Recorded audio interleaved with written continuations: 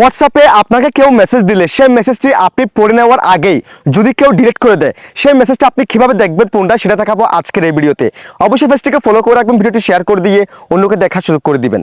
শুরুতে আপনারা চলে যাবেন আপনাদের ফোনের সেটিংসে, এরপর একটু স্ক্রল করবেন। স্ক্রল করার পর এখান থেকে নোটিফিকেশনস এই অপশনটা কিন্তু প্রত্যেকটা ফোনেই থাকবে, আপনার যেখানে থাকবে আপনি সেখান থেকে খুঁজে নেবেন।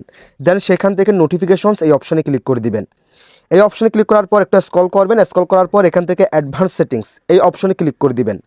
এই অপশনে ক্লিক করার পর এই যে দেখেন নোটিফিকেশন হিস্টোরি, দেন এখান থেকে নোটিফিকেশন হিস্টোরি এই অপশনে ক্লিক করে দিবেন।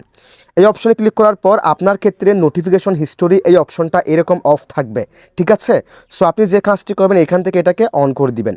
সো এটাকে অন করে দেওয়ার পর এটা এখন থেকে না, অর্থাৎ এটাকে অন করে দেওয়ার পর থেকে আপনাকে হোয়াটসঅ্যাপে, মেসেঞ্জারে, ইমোতে বা যে কোনো জায়গায় কেউ মেসেজ দিয়ে ডিলিট করে দিলে আপনি যদি আবার এখানে আসেন সেই মেসেজগুলো আপনি এখানে খুব সহজে দেখতে পারবেন, যারা আপনাকে মেসেজ দিয়ে ডিলিট করে দিয়েছে। সো এটা অফ থাকলে কিন্তু আপনি দেখতে পারবেন না। এটা যেদিন থেকে আপনি অন করে দিবেন সেই দিনের পর থেকে আপনাকে হোয়াটসঅ্যাপে কেউ মেসেজ দিয়ে ডিলিট করে দিলে সেই মেসেজগুলো আপনি এখানে দেখতে পারবেন।